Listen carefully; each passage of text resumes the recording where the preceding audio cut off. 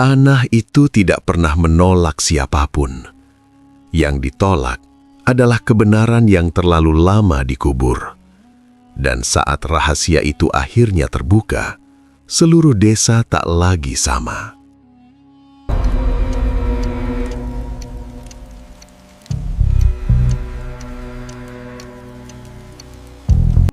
Pagi itu datang tanpa warna di sebuah desa pinggiran Jombang.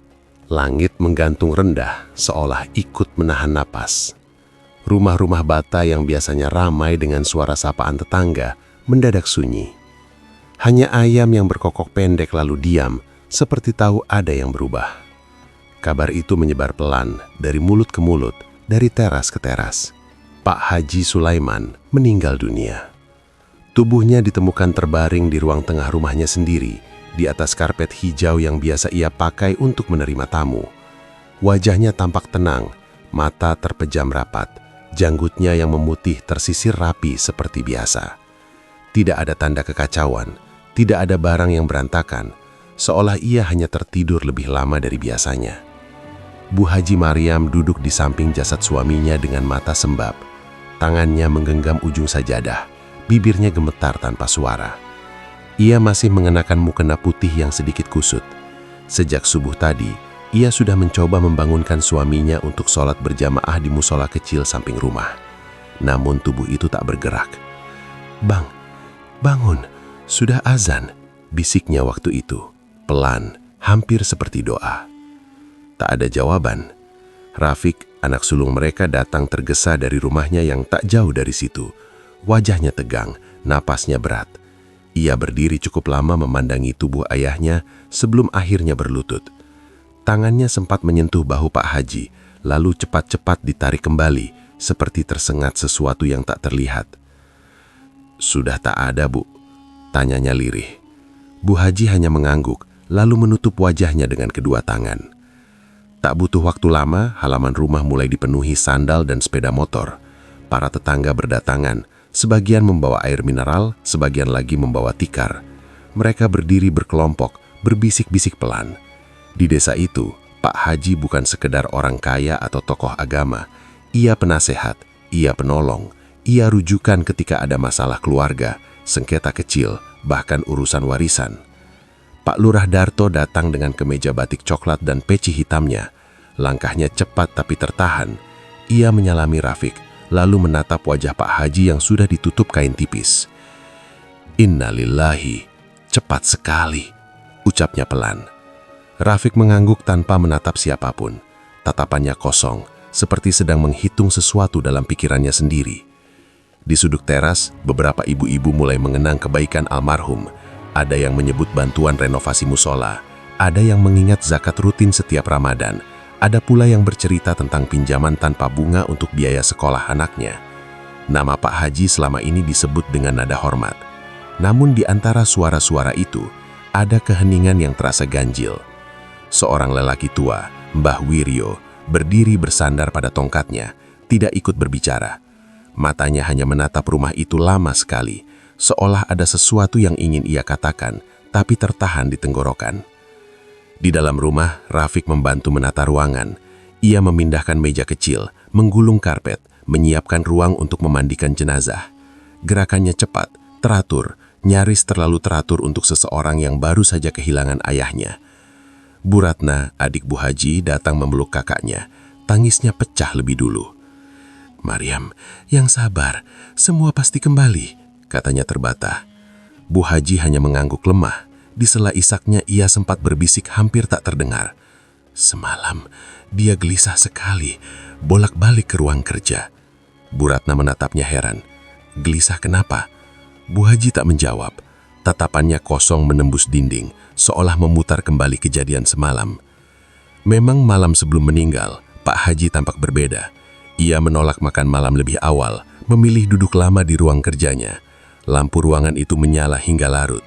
Rafiq sempat mengetuk pintu menawarkan teh hangat. "Abah capek?" tanyanya waktu itu. "Tidak, kamu tidur saja," jawab Pak Haji singkat. Nada suaranya datar, tapi matanya terlihat lelah. Lelah yang bukan sekedar karena usia. Kini ruang kerja itu tertutup rapat. Kuncinya masih tergantung di gagang pintu. tak ada yang berani masuk. Menjelang siang, kabar kematian resmi diumumkan dari pengeras suara masjid. Suara takmir terdengar berat ketika menyebut nama Pak Haji Sulaiman bin Abdul Karim. Desa seperti kehilangan satu tiang penyangga. Namun di antara duka yang memenuhi udara, ada rasa yang tak bisa dijelaskan. Beberapa warga saling pandang dengan tatapan ragu. Kematian itu terlalu tiba-tiba. Pak Haji dikenal sehat, masih rutin ke sawah, masih aktif mengisi pengajian, tidak pernah terdengar keluhan sakit serius. Semalam masih kelihatan segar, bisik seorang pemuda. Iya, kemarin sore saya lihat beliau di halaman, sahut yang lain. Rafiq mendengar potongan-potongan kalimat itu. Rahangnya mengeras. Ia berjalan mendekat lalu berkata tegas, "Abah memang punya riwayat tekanan darah, dokter sudah pernah bilang." Semua terdiam, tak ada yang membantah, tapi juga tak ada yang benar-benar merasa puas dengan jawaban itu. Siang semakin berat. Awan menggantung kelabu, menahan matahari. Di dalam rumah, tubuh Pak Haji terbaring menunggu dimandikan. Wajahnya tetap tenang, terlalu tenang untuk seseorang yang semalam disebut gelisah. Bu Haji duduk di kepala suaminya, menatap wajah yang sudah puluhan tahun ia kenal. Ada sesuatu yang ingin ia tanyakan, sesuatu yang tak sempat ia ucapkan ketika lelaki itu masih bernafas. "Abang, kenapa tidak cerita?" gumamnya lirih. Tak ada jawaban. Hanya keheningan yang semakin pekat menyelimuti rumah itu seperti kabut yang tak mau pergi. Dan di halaman, bisik-bisik mulai tumbuh seperti rumput liar. Bukan hanya tentang kematian, tapi tentang malam terakhir, tentang ruang kerja yang terkunci, tentang wajah Rafiq yang terlalu tegang, tentang firasat yang tak bisa dijelaskan. Desa itu berduka, benar. Namun di balik duka itu, ada retakan kecil yang mulai tampak. Retakan yang pelan-pelan akan membuka sesuatu yang selama ini tersembunyi. Siang itu udara terasa lebih berat dari biasanya. Awan belum juga bergeser dari atas desa, membuat cahaya matahari redup seperti enggan menyentuh halaman rumah Pak Haji Sulaiman. Orang-orang sudah berkumpul, karpet digelar, ember-ember air disiapkan, kain kafan terlipat rapi di atas meja kayu panjang. Semua berjalan sebagaimana mestinya, seperti puluhan pemakaman lain yang pernah mereka lalui. Namun ada sesuatu yang tak biasa sejak awal. Ustadz Farid berdiri paling dekat dengan tubuh almarhum. Tangannya yang terbiasa memandikan jenazah bergerak hati-hati ketika membuka kain penutup wajah Pak Haji. Wajah itu tetap teduh, janggut memutihnya tersisir rapi. Tapi ketika tangannya menyentuh lengan almarhum, alisnya berkerut tipis. "Pak Slamet, pegang sebelah sana," ucapnya pelan. Pak Slamet Modin mengangguk dan membantu mengangkat tubuh Pak Haji untuk dipindahkan ke papan pemandian. Gerakan itu seharusnya ringan. Tubuh Pak Haji semasa hidup tidak besar, bahkan cenderung kurus karena usia. Namun saat mereka mengangkatnya, napas keduanya tertahan. Berat. Bukan sekadar berat biasa. Pak Slamet menggeser posisi tangannya. "Loh, kok rasanya lain ya?" gumamnya setengah berbisik. Ustadz Farid tidak langsung menjawab. Ia mencoba mengangkat ulang, menyesuaikan posisi. Otot lengannya menegang, di keningnya muncul garis halus. "Pegang lebih kuat," katanya akhirnya. Dua pria lain ikut membantu. 4 orang dewasa yang biasa mengangkat jenazah kini harus berhati-hati, seolah memindahkan batu besar yang rapuh. Tubuh itu terasa padat, kaku, seperti tak mau digerakkan. Di sudut ruangan beberapa warga laki-laki saling pandang. Bisik-bisik mulai terdengar tipis. Padahal dulu waktu Pak Haji sakit demam saja, badannya ringan, ucap seorang pria pelan. "Ini kok beda ya?" sahut yang lain. Rafiq berdiri tidak jauh dari situ. Tangannya bersedekap di dada, wajahnya tegang. Tatapannya mengikuti setiap gerakan Ustadz Farid. Saat mendengar bisik-bisikan itu, rahangnya mengeras. "Namanya juga orang meninggal, pasti beda," katanya tiba-tiba. Suaranya sedikit lebih tinggi dari yang seharusnya. "Pasti beda." Suasana mendadak sunyi. Tak ada yang ingin memperpanjang ucapan. Air pertama disiramkan perlahan ke tubuh almarhum. Suara gemericik terdengar lirih. Ustadz Farid mengusap lengan dan dada Pak Haji dengan hati-hati. Namun kekakuan itu tetap terasa. Bukan hanya kaku karena waktu, tapi seperti ada beban yang tak terlihat melekat pada tubuh itu. Pak Slamet kembali menghela napas panjang. "Baru kali ini saya rasakan seperti ini," katanya pelan, lebih pada dirinya sendiri. Ustadz Farid menatapnya sekilas. "Jangan bicara macam-macam," jawabnya, meski di dalam hatinya ada kegelisahan yang sama. Di luar rumah, kabar kecil mulai menyebar lebih cepat daripada angin. "Jenazahnya berat," kata seseorang pada yang lain. Kalimat itu berpindah dari teras ke pagar, dari pagar ke warung kecil di ujung gang. Setiap kali berpindah, nadanya berubah sedikit. Ada yang menambahkan kata aneh, ada yang menyelipkan kata tidak biasa. Mbah Wiryo yang sejak pagi banyak diam, kini mengangkat wajahnya. "Berat itu bukan tanpa sebab," gumamnya pelan.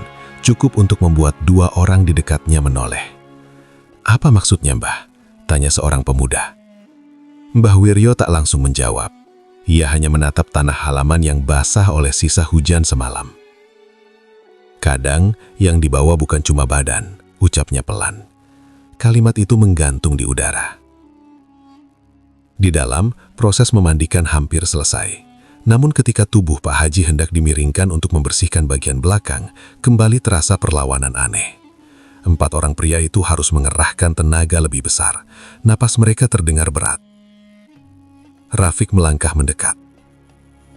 "Kalau susah, saya bantu," katanya cepat. Ia ikut memegang bahu ayahnya. Saat tangannya menyentuh kulit yang sudah dingin itu, matanya sempat terpejam sesaat. Tak ada yang tahu apa yang terlintas di kepalanya. Namun ketika tubuh itu akhirnya berhasil dimiringkan, ia segera menarik tangannya, seperti tak ingin terlalu lama bersentuhan. Bu Haji Maryam yang duduk di ruang sebelah hanya bisa mendengar samar percakapan di dalam. Setiap bisikan terasa seperti jarum kecil menusuk dadanya. Ia tahu suaminya dihormati. Ia tahu namanya selalu disebut dalam doa-doa warga. Tapi pagi itu entah kenapa, rasa takut yang tak bisa dijelaskan mulai tumbuh di hatinya. "Kenapa lama sekali?" bisiknya pada Bu Ratna. "Sedang dimandikan, Mbak. Sabar," jawab Bu Ratna lembut. Namun di wajah Bu Haji ada bayangan kecemasan yang tak biasa. Ia teringat bagaimana semalam suaminya tampak gelisah. Bagaimana ia bolak-balik ke ruang kerja. Bagaimana ia sempat terbangun tengah malam dan melihat Pak Haji duduk sendiri dalam gelap. Kembali ke ruang pemandian, kain kafan mulai dililitkan. Biasanya, tahap ini berjalan lebih ringan. Namun ketika jenazah hendak diangkat ke dalam keranda, kejadian itu terulang. 6 orang kini memegang sisi keranda. 1, 2, 3, komando Pak Slamet. Keranda terangkat, tapi dengan susah payah. Bahu-bahu mereka menegang, beberapa mengernyitkan dahi. "Masya Allah," terdengar gumaman pelan.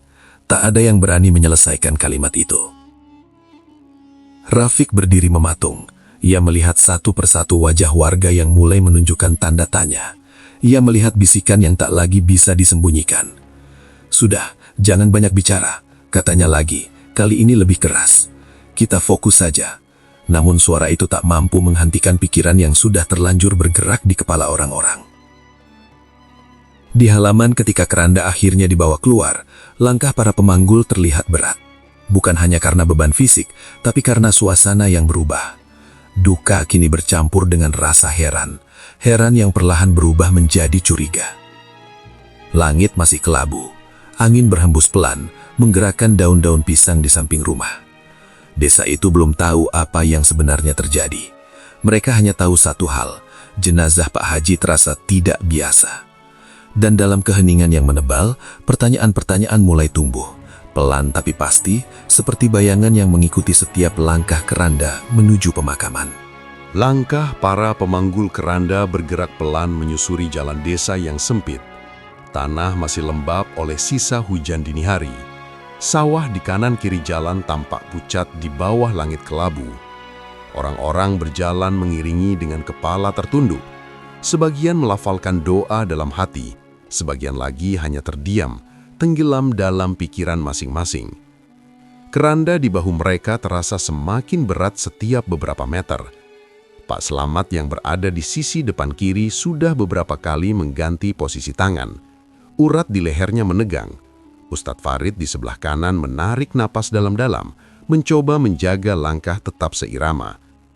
"Pelan saja, jangan terburu-buru," ucap Pak Lurah Darto dari belakang. Namun pelan pun tak mengurangi beban yang terasa aneh itu. 6 pria dewasa yang biasa mengangkat hasil panen padi dalam karung besar, kini seperti sedang memanggul sesuatu yang tak masuk akal. Tubuh Pak Haji semasa hidup tak pernah sebesar ini. Semua orang tahu itu. Di antara barisan pelayat, bisikan kembali muncul. "Masih berat?" tanya seorang pemuda pada temannya. "Iya, katanya tadi waktu dimandikan juga susah digerakkan," jawabnya lirih. Rafiq berjalan tepat di samping keranda. Wajahnya keras, tatapannya lurus ke depan. Setiap bisikan yang tertangkap telinganya membuat langkahnya semakin cepat, seolah ingin segera mengakhiri semua ini. Pemakaman desa terletak di ujung barat, dekat rumpun bambu tua yang menjulang tinggi. Liang lahat sudah digali sejak pagi oleh 2 orang pemuda. Tanah merah menumpuk di sisi lubang, masih basah dan lengket. Ukurannya cukup dalam, cukup lebar, sebagaimana mestinya. Saat rombongan tiba, udara terasa semakin dingin. Angin dari arah sawah berhembus pelan, membawa bau tanah basah yang tajam. Keranda diturunkan perlahan di samping liang lahat. Beberapa pria mengusap keringat di dahi mereka. "Istirahat sebentar," kata Pak Slamet, suaranya serak. Ustadz Farid mengangguk, lalu menatap lubang yang sudah siap menerima jasad. Segalanya terlihat normal, tak ada yang aneh. Tanahnya padat, galian rapi. Proses menurunkan jenazah dimulai. Tali-tali dipasang di bawah tubuh yang sudah terbungkus kain kafan. 4 orang memegang ujung tali, 2 orang lainnya bersiap membantu dari sisi liang. 1, 2, turunkan pelan, komando Pak Slamet. Tubuh itu mulai bergerak turun perlahan, namun belum sampai separuh kedalaman, salah satu tali mendadak terlepas dari genggaman seorang pemuda. Tali itu meluncur cepat, membuat posisi jenazah miring sesaat. "Hati-hati!" teriak seseorang. Semua jantung berdegup lebih cepat. Dengan sigap, Ustadz Farid dan Pak Slamet menahan sisi yang hampir tergelincir. Nafas mereka tersengal-sengal, wajah-wajah di sekitar liang memucat. "Pegang yang kuat!" seru Pak Lurah Darto. Kali kembali diatur, kali ini lebih hati-hati. Namun ketika tubuh itu kembali diturunkan, tanah di sisi liang tiba-tiba runtuh sedikit. Bukan longsor besar, hanya serpihan tanah basah yang jatuh perlahan menimpa kain kafan yang masih menggantung. Suasana mendadak sunyi. Tak ada angin kencang, tak ada pijakan yang salah, tapi tanah itu seperti tak mau diam. Mbah Wiryo yang berdiri paling belakang menghela napas panjang. "Tanah kadang tahu lebih dulu," gumamnya pelan. Kalimat itu terdengar jelas oleh beberapa orang di sekitarnya. "Apa maksudnya, Mbah?" tanya seorang pemuda setengah berbisik. Mbah Wiryo tak langsung menjawab. Matanya hanya menatap liang yang kini kembali dirapikan oleh 2 orang pemuda dengan sekop. "Kalau hidupnya berat, kadang pulangnya juga berat," ucapnya akhirnya. Ucapan itu menyebar lebih cepat dari tanah yang runtuh tadi. Wajah-wajah mulai menunjukkan kegelisahan yang tak bisa disembunyikan. Beberapa ibu-ibu yang berdiri agak jauh menutup mulut dengan ujung kerudungnya. Rafiq mendengar semuanya. Ia melangkah mendekat ke arah Mbah Wiryo, sorot matanya tajam. "Jangan bicara sembarangan, Mbah," katanya tegas. "Semua orang punya kekurangan." Mbah Wiryo menatapnya lama. "Betul, semua orang punya," jawabnya tenang. Tatapan keduanya bertemu sesaat. Di situ ada sesuatu yang tak terucap, sesuatu yang lebih dalam dari sekedar perdebatan soal mitos. Liang kembali siap. Tanah yang runtuh tadi sudah disingkirkan. Proses menurunkan jenazah diulang untuk ketiga kalinya. Kali ini semua orang memegang tali lebih kuat. Nafas mereka tertahan, seperti takut jika suara pun bisa mengganggu keseimbangan. Tubuh itu akhirnya menyentuh dasar liang. Namun saat hendak dilepas dan diposisikan miring sesuai syariat, kembali terasa perlawanan aneh. Tubuh itu seolah tak mau bergerak sesuai arah. 4 pria harus menekan dan mengatur dengan tenaga ekstra. "Kenapa jadi susah begini?" bisik salah satu dari mereka. Tak ada jawaban. Langit semakin gelap, meski waktu belum terlalu sore. Awan menebal, membuat suasana terasa semakin sesak. Setelah beberapa menit yang terasa panjang, akhirnya posisi jenazah berhasil diatur. Tali ditarik ke atas, semua mundur perlahan. Saat tanah mulai ditimbunkan, sekop pertama menghantam tanah merah yang basah. Suara hentakannya terdengar lebih keras dari biasanya. Setiap sekop yang dilempar terasa seperti mengubur bukan hanya tubuh, tapi juga sesuatu yang belum selesai. Beberapa orang masih memandangi liang itu dengan perasaan campur aduk. Duka bercampur heran, heran bercampur takut. "Baru kali ini saya lihat seperti itu," ujar seorang pemuda pelan. Pak Slamet mengusap wajahnya. "Sudah, jangan tambah-tambah," katanya meski suaranya sendiri tak sepenuhnya yakin. Rafiq berdiri paling depan ketika tanah hampir menutup seluruh liang. Tangannya mengepal di samping tubuhnya. Tatapannya kosong, namun rahangnya bergerak pelan, seolah sedang menahan sesuatu di dalam. Tanah akhirnya rata, batu nisan sederhana ditancapkan, doa dipanjatkan bersama-sama. Suara amin terdengar serempak, tapi tidak bulat. Ada getar halus yang tak bisa disembunyikan. Orang-orang mulai beranjak pulang satu persatu. Namun peristiwa barusan tak ikut terkubur bersama tanah. Ia tertinggal di benak masing-masing, tumbuh menjadi pertanyaan yang tak punya jawaban. Tanah seolah menolak, kata sebagian orang. Atau mungkin bukan tanah yang menolak, melainkan sesuatu yang selama ini tersembunyi dan kini mulai mencari jalan keluar. Di bawah langit yang makin gelap, pemakaman desa kembali sunyi. Tapi sunyi itu tak lagi sama seperti sebelumnya. Malam turun pelan di desa Panglemah, membawa hawa lembab yang merayap dari sawah ke dinding-dinding rumah. Seusai pemakaman, orang-orang memang sudah kembali ke rumah masing-masing. Namun percakapan tentang siang tadi tidak ikut selesai. Ia justru tumbuh dalam diam, menyelinap di antara cangkir teh yang mengepul dan lampu teras yang redup. Di warung kecil dekat pertigaan, beberapa lelaki duduk melingkar. Bukan untuk tertawa seperti biasa, melainkan untuk mengulang kembali apa yang mereka lihat di pemakaman. Keranda yang terasa berat, tali yang terlepas, tanah yang runtuh. Semua potongan itu seperti menyusun cerita sendiri di kepala mereka. "Sampean lihat sendiri kan?" bisik seorang pria berjaket lusuh. 6 orang saja sampai kewalahan." "Belum pernah saya lihat seperti itu," jawab yang lain pelan. Nama Pak Haji Sulaiman masih disebut dengan nada hormat. Namun kini, di sela-selanya muncul nada lain, nada ragu. Di sudut warung, Mbah Wiryo duduk dengan tongkat kayunya. Sejak siang ia lebih banyak diam. Namun malam itu, ketika percakapan mulai mengarah pada hal-hal yang tak biasa, ia menghela nafas panjang. "Bukan tanpa sebab," katanya pelan. Semua kepala menoleh. "Maksudnya apa, Mbah?" tanya pemuda yang sejak tadi paling banyak bicara. Mbah Wiryo menatap gelas tehnya yang hampir kosong. "Kalian masih ingat tanahnya Samsul?" Nama itu seperti batu kecil yang dilempar ke air tenang. Riaknya langsung terasa. Samsul adalah petani kecil yang tinggal di ujung timur desa. 2 tahun lalu, ia berselisih dengan Pak Haji soal sebidang tanah sawah yang konon diwariskan orang tuanya. Dalam waktu singkat, tanah itu berpindah menjadi milik yayasan yang dikelola Pak Haji. "Katanya hibah," gumam seseorang. Mbah Wiryo mengangguk pelan. "Katanya." Kata itu menggantung, penuh makna.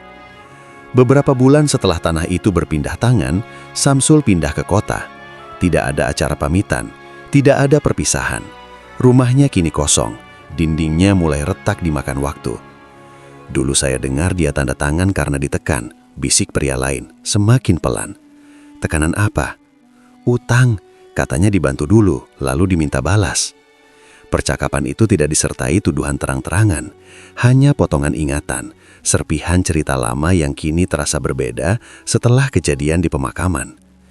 Tak jauh dari situ, di rumahnya sendiri, Pak Lurah Darto duduk termenung di kursi kayu. Ia teringat betul bagaimana ia diminta menjadi saksi saat surat hibah itu ditandatangani. Waktu itu semuanya terlihat resmi. Ada cap, ada tanda tangan, ada stempel yayasan. Namun kini, setelah melihat kejadian siang tadi, kenangan itu terasa tak lagi sederhana. "Jangan-jangan," gumamnya pelan pada dirinya sendiri. Di rumah duka, suasana tak kalah berat. Bu Haji Mariam duduk di ruang tamu yang mulai sepi. Karpet masih tergelar, tapi para pelayat sudah berkurang. Hanya keluarga dekat yang tersisa.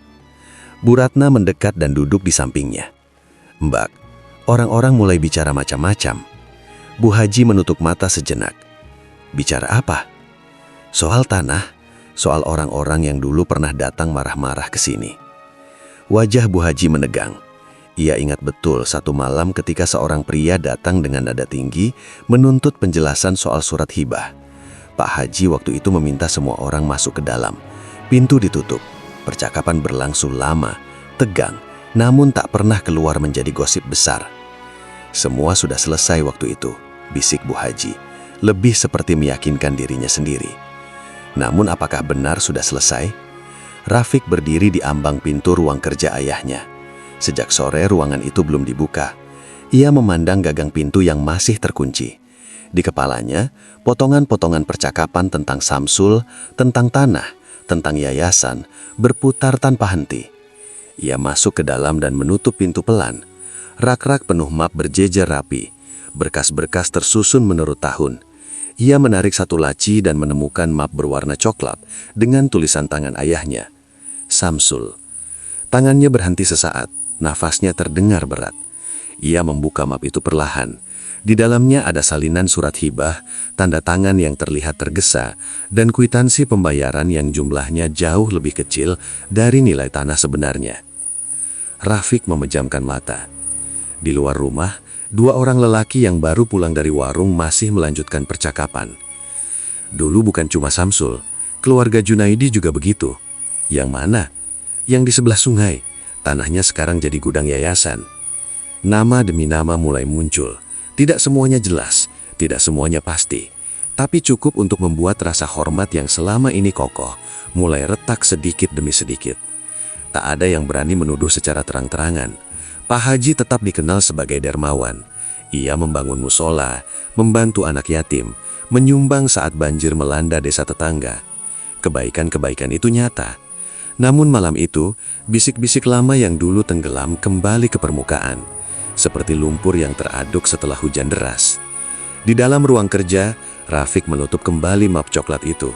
Tangannya gemetar tipis, wajahnya tegang, lebih tegang dari sebelumnya. Ia tahu cerita-cerita itu tidak sepenuhnya salah. Ia tahu bagaimana proses beberapa hibah terjadi. Ia tahu siapa yang mendorong, siapa yang diam, dan siapa yang diuntungkan. Di ruang tamu, Bu Haji tiba-tiba berkata lirih, hampir tak terdengar. "Abang pernah bilang, semua ini demi masa depan keluarga." Bu Ratna menatapnya, bingung. "Maksudnya?" Bu Haji hanya menggeleng pelan, matanya berkaca-kaca. Dia bilang orang tak akan mengerti caranya, yang penting hasilnya. Kalimat itu menggantung di udara. Di luar, malam semakin pekat. Lampu-lampu rumah satu persatu dipadamkan. Namun percakapan tentang tanah, tentang surat hibah, tentang orang-orang yang pernah datang dengan wajah marah, terus berputar dari satu rumah ke rumah lain. Siang tadi, tanah di pemakaman seolah menolak. Malam ini, ingatan lama yang selama ini terpendam mulai bangkit. Bukan lagi sekedar mitos atau firasat, melainkan pertanyaan-pertanyaan yang perlahan mencari jawaban. Dan desa itu, yang selama ini memandang Pak Haji sebagai tiang penyangga moral, kini mulai melihat bayangan lain di balik nama besar itu. Bayangan yang tak lagi bisa sepenuhnya disembunyikan. Malam kedua setelah pemakaman terasa jauh lebih sunyi dibanding malam pertama. Rumah Pak Haji Sulaiman masih dipenuhi kursi plastik dan gelas-gelas air mineral setengah kosong. Tapi jumlah pelayat sudah jauh berkurang. Lampu ruang tamu menyala redup, memantulkan bayangan panjang di dinding yang sebelumnya tak pernah terasa menakutkan. Bu Haji Mariam duduk di tempat yang sama seperti kemarin, di sudut karpet hijau yang belum digulung. Wajahnya pucat, matanya sembab karena kurang tidur. Sejak suaminya dimakamkan, ia hampir tak pernah benar-benar terlelap. Setiap kali memejamkan mata, yang terbayang bukan hanya wajah Pak Haji, tapi juga malam terakhir sebelum kematian itu. Rafiq mondar-mandir di ruang tengah. Tangannya memegang ponsel tapi layar itu lebih sering mati daripada menyala. Ia tampak gelisah, seperti menunggu sesuatu yang tak kunjung datang. Sesekali ia melirik ke arah ruang kerja ayahnya yang pintunya kini tertutup rapat. Di luar rumah, beberapa tetangga masih duduk berbincang pelan. Namun pembicaraan mereka tak lagi sekadar doa dan kenangan. Nama Samsul kembali disebut, nama Junaidi ikut muncul, dan setiap kali nama-nama itu terucap, suasana terasa semakin berat. Di dalam, Bu Ratna mendekati kakaknya. "Mbak, istirahatlah sebentar, badanmu lemah." Bu Haji menggeleng pelan. "Aku takut tidur." "Takut kenapa?" Ia terdiam cukup lama sebelum menjawab. "Semalam sebelum abang meninggal, ada telepon." Rafiq yang mendengar dari kejauhan langsung menoleh, tatapannya tajam. "Telepon siapa, Bu?" tanyanya cepat. Bu Haji mengerengit, mencoba mengingat. Tidak tahu, nomor tidak dikenal. Setelah itu wajahnya berubah. Dia masuk ke ruang kerja, lama sekali. Rafiq berjalan mendekat. "Abah memang sering ditelepon orang, Bu, urusan yayasan." "Tapi malam itu beda," balas Bu Haji lirih. "Dia seperti takut." Kata itu membuat ruangan terasa lebih sempit. Rafiq memalingkan wajahnya. "Sudahlah, Bu, jangan berpikir macam-macam." Namun justru karena kalimat itu, pikiran Bu Haji semakin berkelana. Ia ingat betul bagaimana suaminya duduk sendirian di kursi ruang kerja malam itu. Lampu menyala terang, tapi tirai tertutup rapat. Ketika ia masuk membawakan teh, Pak Haji tampak kaget. Tangannya cepat-cepat menutup map yang terbuka di meja. "Tidak usah ikut campur," katanya waktu itu, pelan tapi tegas. Kalimat yang jarang ia dengar selama puluhan tahun pernikahan mereka. Tiba-tiba suara benda jatuh terdengar dari arah dapur. Bu Ratna dan Bu Haji tersentak. Rafiq bergegas ke sana. Ternyata hanya gelas yang terguling dari meja kecil. Tidak ada apa-apa. Namun ketegangan yang sudah terbangun tak mudah reda. Beberapa menit kemudian, Bu Haji berdiri hendak ke kamar. Namun langkahnya limbung. Tubuhnya mendadak lemas, pandangannya berkunang-kunang. "Maryam!" seru Bu Ratna panik. Rafiq berlari dan menahan tubuh ibunya sebelum jatuh. Wajah Bu Haji memucat, nafasnya pendek. Aku ingat sesuatu," bisiknya lemah. "Apa, Bu?" Rafiq mendekat, suaranya berubah lebih lembut. "Abang bilang kalau terjadi apa-apa, lihat laci paling bawah." Rafiq terdiam, matanya membelalak sesaat sebelum kembali menunduk. Mungkin Abah cuma bicara soal dokumen biasa. Namun suara Rafiq terdengar tidak setenang yang ia inginkan. Setelah Bu Haji dibaringkan di kamar, Rafiq kembali berdiri di depan ruang kerja ayahnya. Tangannya memegang gagang pintu cukup lama sebelum akhirnya memutar kunci dan masuk. Ruangan itu masih seperti terakhir kali ditinggalkan. Meja kayu besar di tengah, lemari arsip di dinding, dan bau kertas yang khas. Rafiq langsung menuju laci paling bawah meja kerja. Tangannya sedikit gemetar saat menariknya. Di dalam ada beberapa map tebal dan sebuah amplop coklat tanpa nama. Ia membuka amplop itu perlahan. Isinya bukan surat biasa. Ada salinan sertifikat tanah, daftar transfer bank, dan catatan tangan ayahnya yang tampak tergesa. Salah satu catatan itu membuat nafasnya tercekak. Jika mereka mulai bicara, kita harus lebih cepat.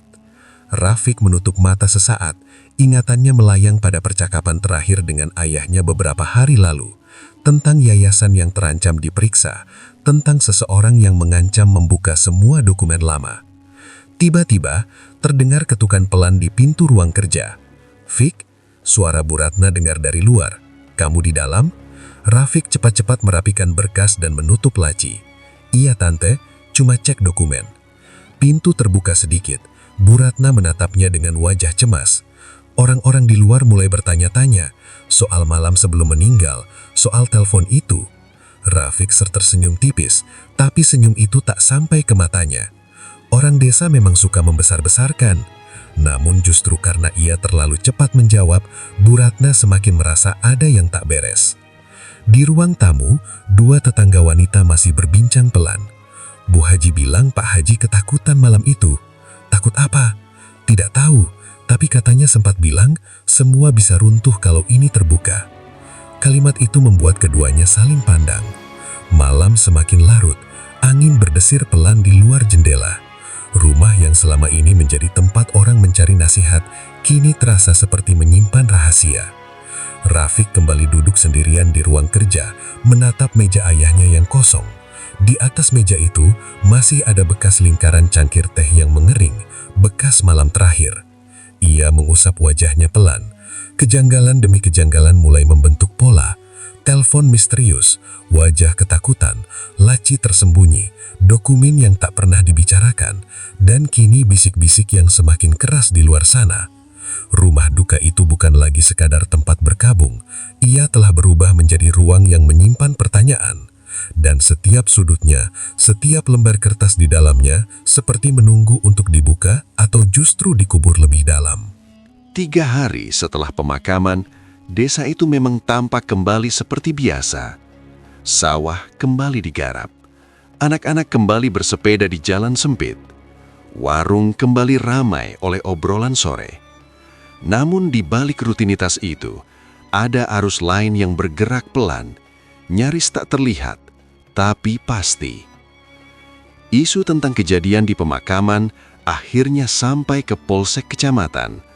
Bukan laporan resmi, hanya cerita yang berulang-ulang disebut dalam percakapan warga. Tentang jenazah yang terasa berat, tentang tanah yang runtuh, tentang bisik-bisik sengketa lama. AKP Bima Prasetyo mendengarnya tanpa banyak komentar. Ia bukan orang yang mudah percaya pada mitos. Dalam pengalamannya bertahun-tahun menangani perkara, hampir setiap cerita aneh selalu punya penjelasan yang masuk akal. Tapi satu hal yang membuatnya tertarik bukanlah soal tanah yang menolak, melainkan soal sengketa. Tanah hibah ya? Tanyanya pelan pada Kanit Reskrim, Bribka Andi, yang berdiri di depannya membawa map tipis. Iya Pak, ada beberapa laporan lama, tapi dulu tidak cukup bukti, jadi berhenti di mediasi desa. AKP Bima membuka map itu perlahan. Di dalamnya ada 3 nama yang dicatat sebagai pihak yang pernah berselisih dengan yayasan milik Pak Haji Sulaiman.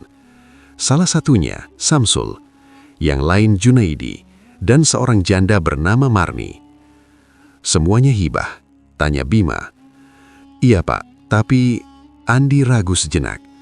2 diantaranya tidak bisa baca tulis. AKP Bima mengangkat alisnya tipis. Itu bukan bukti kejahatan, tapi cukup untuk membuka kemungkinan. Lalu kematian Pak Haji, tanyanya lagi. Secara resmi belum ada laporan mencurigakan. Keluarga tidak minta visum lengkap, katanya serangan jantung. Bima menutup map itu pelan.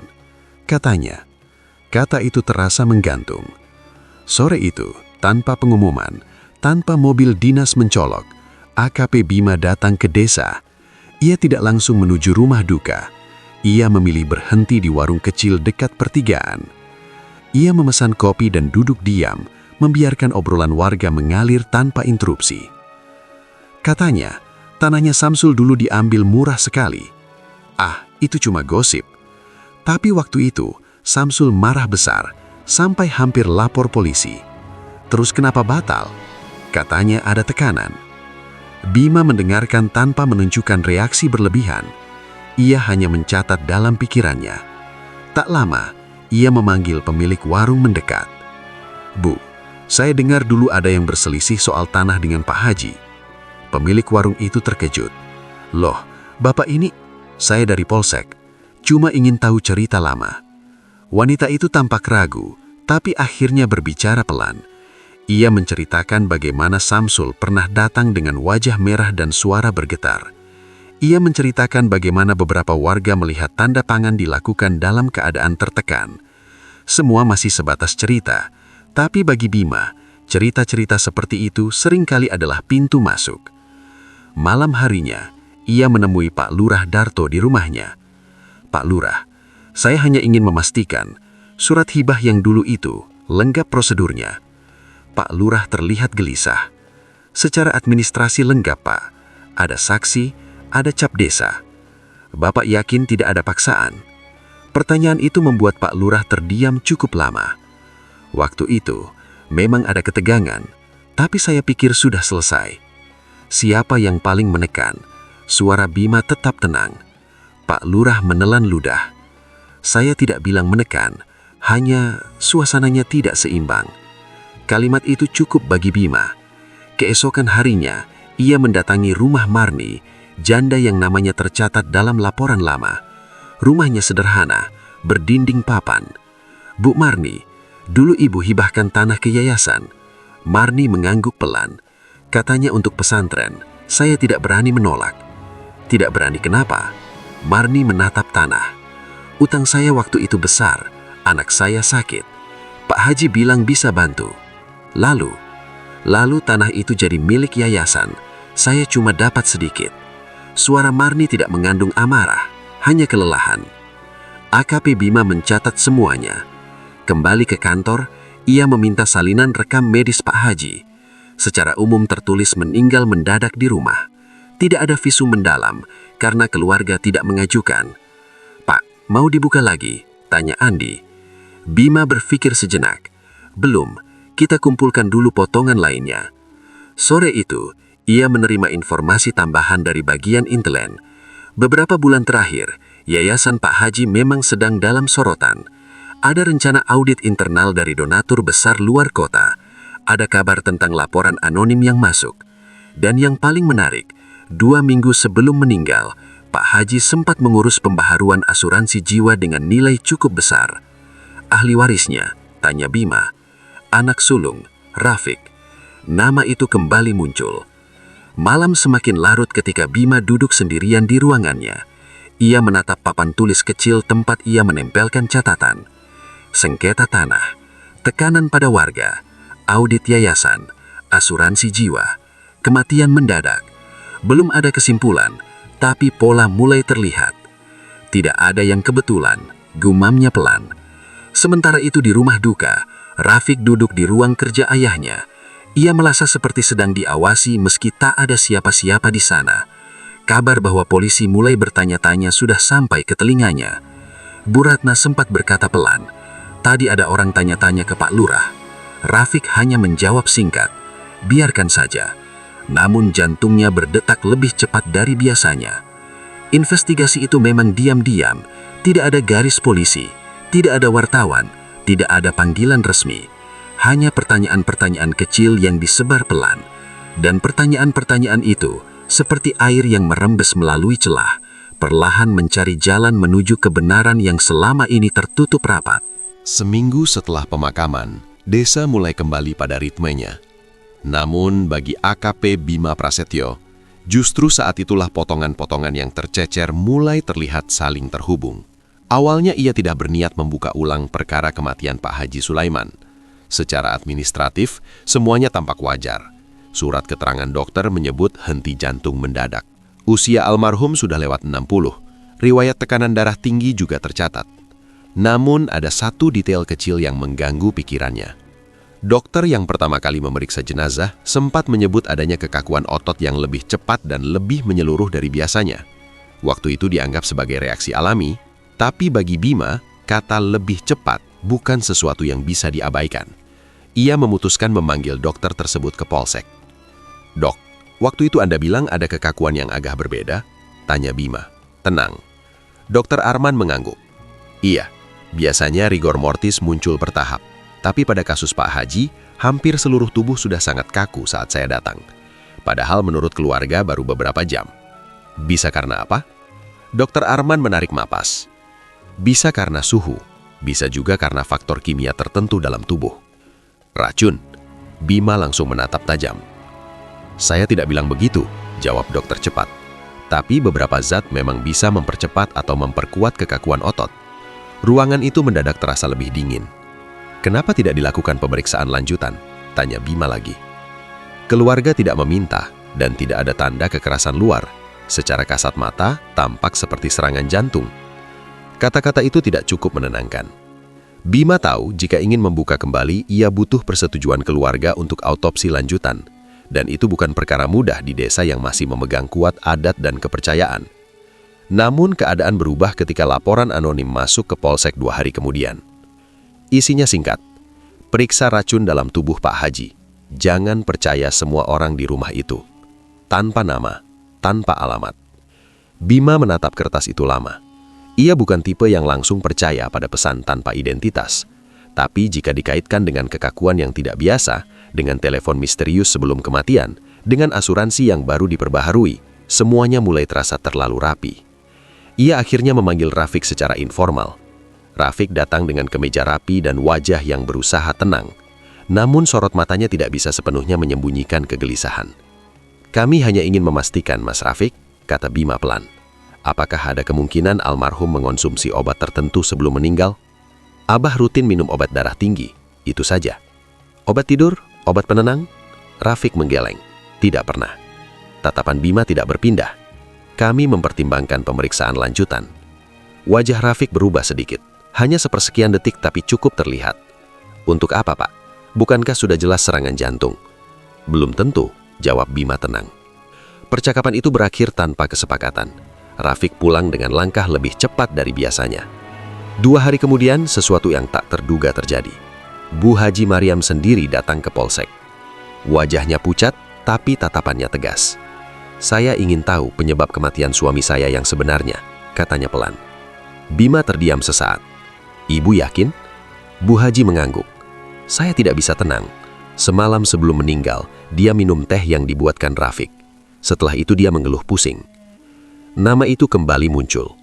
Dengan persetujuan keluarga inti, proses ekshumasi akhirnya dilakukan secara tertutup. Tidak ada keramaian, tidak ada publikasi.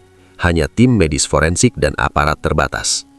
Beberapa hari kemudian hasil awal keluar. Di dalam tubuh Pak Haji ditemukan kandungan zat sedatif dosis tinggi. Obat penenang yang biasanya digunakan untuk gangguan tidur berat. Dalam jumlah kecil, hanya membuat mengantuk. Namun dalam dosis berlebihan, bisa memperlambat detak jantung secara drastis, apalagi pada orang dengan riwayat tekanan darah tinggi. Lebih dari itu, ada jejak campuran zat lain yang memperkuat efeknya. Dokter forensik menyampaikan dengan suara datar, "Ini bukan dosis terapi biasa, ini berpotensi mematikan." Kalimat itu seperti petir di siang bolong. AKP Bima menatap hasil laboratorium tanpa berkedip. "Artinya?" tanya Andi pelan. "Artinya kematian ini sangat mungkin bukan alami." Kabar itu tidak langsung disebarkan ke desa. Namun cepat atau lambat, berita selalu menemukan jalannya sendiri. Rafiq mengetahui lebih dulu dari panggilan resmi yang ia terima untuk pemeriksaan lanjutan. Ketika surat itu sampai di tangannya, jari-jarinya gemetar. Di rumah, Bu Haji memandang anak sulungnya dengan mata yang berbeda. Bukan lagi sekedar sedih, melainkan penuh tanda tanya. "Fik," ucapnya pelan suatu malam. "Apa yang sebenarnya kamu berikan pada Abah malam itu?" Rafiq menatap ibunya cukup lama sebelum menjawab. "Hanya teh, Bu." "Tapi kenapa hasilnya begitu?" Tidak ada jawaban. Di desa, bisik-bisik kini berubah nada. Bukan lagi soal tanah yang menolak, tapi soal racun, soal kemungkinan bahwa kematian Pak Haji bukan sekedar takdir. Dan bagi AKP Bima, ini bukan lagi perkara mitos atau firasat. Ini perkara pidana. Fakta medis yang semula tersembunyi kini menjadi pintu yang membuka kebenaran lebih besar. Kekakuan tubuh yang terasa tidak biasa di ruang pemandian itu ternyata bukan sekedar kebetulan. Ia adalah jejak. Jejak dari sesuatu yang diberikan dengan sengaja. Dan kini pertanyaannya bukan lagi apakah Pak Haji diracuni, melainkan siapa yang paling diuntungkan dari kematiannya. Ruang pemeriksaan itu tidak besar. Dindingnya polos, catnya mulai kusam di sudut-sudut. Sebuah meja kayu memisahkan AKP Bima Prasetyo dan Rafiq. Di atas meja hanya ada map tebal berisi hasil laboratorium dan beberapa lembar dokumen asuransi. Rafiq duduk tegak, tapi jemarinya tak pernah benar-benar diam. Ia mengusap lututnya, lalu merapatkan kedua tangan, lalu kembali mengusap wajahnya. Sejak surat panggilan resmi diterima, ia tahu momen ini akan datang. AKP Bima tidak langsung berbicara. Ia membiarkan keheningan bekerja lebih dulu. "Kami sudah menerima hasil lengkapnya," katanya akhirnya. Suaranya tenang. Dalam tubuh almarhum ditemukan sedatif dosis tinggi. Tidak mungkin itu masuk tanpa ada yang memberikannya. Rafiq menelan ludah. "Abah punya tekanan darah tinggi. Bisa saja reaksinya berbeda." "Zat itu bukan obat darah tinggi," jawab Bima tanpa mengubah nada. Keheningan kembali turun. "Mas Rafiq," pelan Bima. "Malam sebelum meninggal, siapa yang terakhir bersama almarhum?" Rafiq terdiam beberapa detik terlalu lama. Saya. Apa yang Anda berikan? Teh. Campuran apa di dalamnya? Pertanyaan itu menghantam langsung. Rafiq memejamkan mata sesaat. Di kepalanya, malam itu kembali berputar. Wajah ayahnya yang lelah, map-map yang menumpuk di meja, kalimat ayahnya yang terdengar tertekan. Semua bisa runtuh kalau ini terbuka. Rafiq membuka mata. Saya hanya ingin Abah tenang. Tenang bagaimana? Tanya Bima. Dia stres. Audit yayasan akan datang, ada laporan masuk ke donatur. Kalau itu dibuka, semua aset bisa dibekukan, nama keluarga hancur. Bima menatapnya tanpa berkedip. Jadi Anda memberinya obat? Rafiq menarik nafas panjang, seolah udara di ruangan itu tidak cukup. Saya beri obat tidur, sedikit saja, katanya akhirnya. Berapa banyak? Saya tidak tahu pasti. Saya kira tidak akan separah itu. Kalimat itu menggantung di udara. Bima membuka map dan memutar kertas hasil laboratorium ke arah Rafiq. Ini bukan sedikit. Ini dosis yang bisa menghentikan jantung orang seusia ayah Anda. Rafiq menatap angka-angka itu dengan wajah pucat. Saya hanya ingin dia tidur nyenyak malam itu. Suaranya mulai pecah. Besoknya saya meminta dia tanda tangani pengalihan beberapa aset, supaya kalau audit datang, semuanya sudah aman. Pengalihan ke siapa? Tanya Bima. Rafiq terdiam. Ke Anda? Suara Bima tetap datar. Rafiq mengangguk pelan. Dan asuransi jiwa yang diperbaharui 2 bulan lalu? Rafiq tak langsung menjawab. Bahunya mulai turun, seperti kehilangan tenaga untuk terus bertahan. Saya terdesak. Utang saya banyak, proyek gagal. Kalau yayasan dibekukan, semua ikut tenggelam. Jadi Anda meracuni ayah sendiri demi menyelamatkan diri? Tidak, Rafiq menggeleng cepat. Saya tidak berniat membunuh. Saya cuma ingin dia tertidur, supaya mudah bicara besoknya, supaya dia tidak terus berubah pikiran. Suara itu bukan lagi pembelaan yang kuat. Ia terdengar seperti pengakuan yang tak ingin diucapkan. Bima bersandar pelan. Tapi dia tidak bangun lagi. Rafiq menutup wajahnya dengan kedua tangan. Nafasnya terisak, terhatam, seperti orang yang terlalu lama menahan beban. Saya tidak menyangka jantungnya selemah itu. Waktu saya masuk pagi-pagi, dia sudah dingin. Keheningan di ruangan itu kini terasa berbeda. Bukan lagi tegang, melainkan berat. Beberapa jam kemudian, berita pemeriksaan itu sampai ke rumah. Bu Haji Maryam terpaku ketika polisi datang menjemput Rafiq untuk penahanan sementara. Wajahnya kosong, seperti seseorang yang sudah terlalu lelah untuk menangis. Bu, Rafiq mendekat sebelum dibawa. Saya tidak bermaksud. Bu Haji menatap anaknya lama sekali. Di matanya tidak ada amarah yang meledak, hanya luka yang dalam. Kamu beri apa pada Abah malam itu? Tanyanya pelan. Rafiq tak sanggup menjawab lagi. Dia ayahmu. Apapun kesalahannya, dia tetap ayahmu. Kalimat itu seperti pisau yang lebih tajam dari tuduhan apapun. Di luar rumah, warga mulai berkumpul. Kabar menyebar cepat. Bukan lagi tentang tanah yang menolak atau jenazah yang terasa berat, melainkan tentang anak yang meracuni ayahnya sendiri. Benarkah? Bisik seseorang. Katanya karena utang, karena harta. Desa yang dulu memandang keluarga itu dengan hormat, kini memandang dengan tatapan campur aduk. Kecewa, marah, tak percaya. AKP Bima berdiri di halaman menyaksikan semuanya dengan wajah datar. Baginya, ini bukan soal sensasi. Ini soal fakta yang akhirnya terucap. Pengakuan Rafiq memang belum sepenuhnya detail. Proses hukum masih panjang. Tapi satu hal sudah berubah selamanya. Kematian Pak Haji bukan lagi misteri yang dibungkus mitos. Ia adalah akibat dari keputusan yang diambil dalam ketakutan dan keserakahan. Dan pengakuan itu, yang keluar dengan suara pecah di ruang pemeriksaan sederhana, telah mengubah segalanya. Bukan hanya nasib Rafiq, melainkan nama keluarga, ingatan warga, dan cara desa itu memandang kebenaran. Karena ternyata, yang paling berat bukanlah jenazah yang dipanggul. melainkan dosa yang selama ini disembunyikan di dalam rumah sendiri. Beberapa minggu setelah penahanan Rafiq, desa itu tak lagi sama. Sawah masih menguning, azan masih berkumandang dari musola kecil di samping rumah Pak Haji Sulaiman. Namun, setiap kali orang melewati jalan menuju pemakaman, ingatan tentang hari itu kembali muncul. Tentang keranda yang terasa berat, tentang tali yang terlepas, tentang tanah yang runtuh seolah menolak. Kini, setelah pengakuan terucap dan fakta medis terbuka, makna kejadian itu perlahan berubah. Bukan tanah yang menolak, melainkan hati nurani yang selama ini dipaksa diam. Di beranda rumah yang kini terasa lebih sunyi, Bu Haji Maryam duduk sendirian.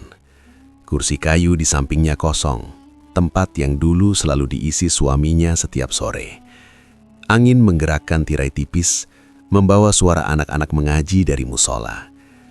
Nama Pak Haji masih disebut dalam doa, tapi tidak lagi sebulat dulu. Ia memejamkan mata, mengingat kembali semua yang telah terjadi.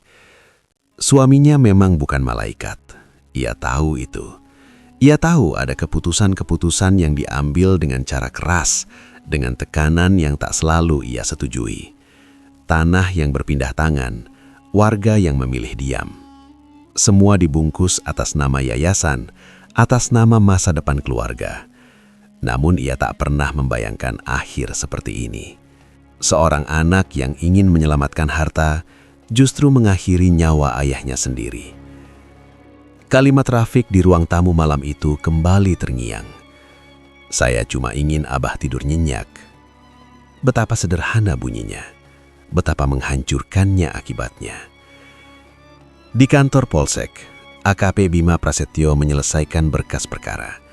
Hasil forensik sudah jelas, pengakuan sudah ada, motif mulai terang, tekanan finansial, ketakutan akan audit, dan keinginan menguasai aset sebelum semuanya terbongkar.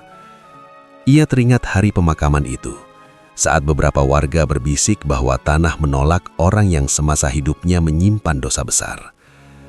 Secara medis, penjelasannya jauh lebih sederhana. Zat sedatif dalam dosis tinggi dapat memicu kekakuan otot yang lebih cepat dan menyeluruh.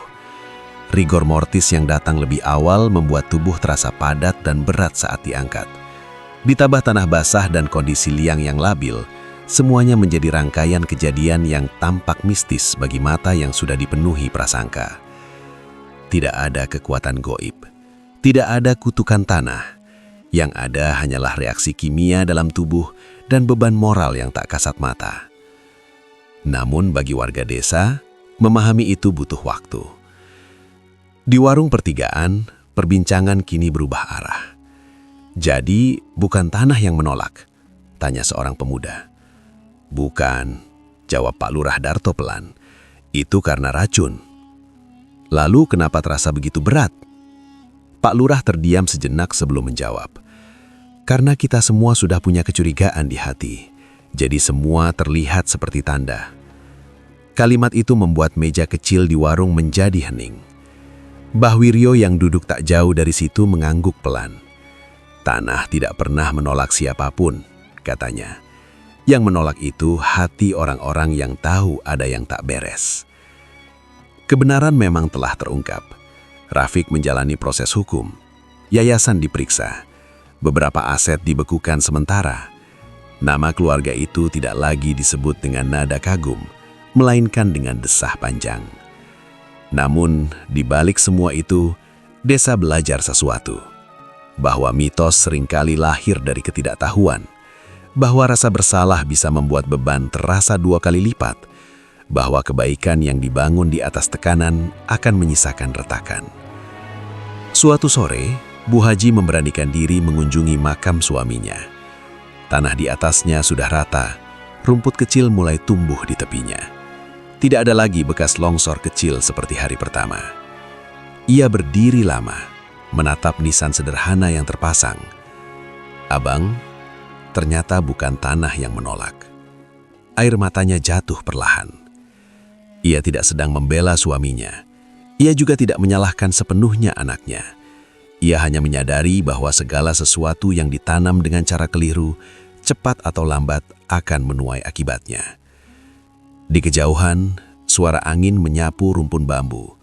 Pemakaman itu sunyi, biasa saja, seperti ratusan makam lain di desa itu. Tidak ada yang berbeda, tidak ada yang menolak.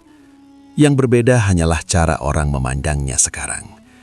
Karena ternyata yang membuat jenazah terasa berat bukanlah tanah yang enggan menerima, melainkan dosa, ketakutan, dan keserakahan yang selama ini dipanggul bersama.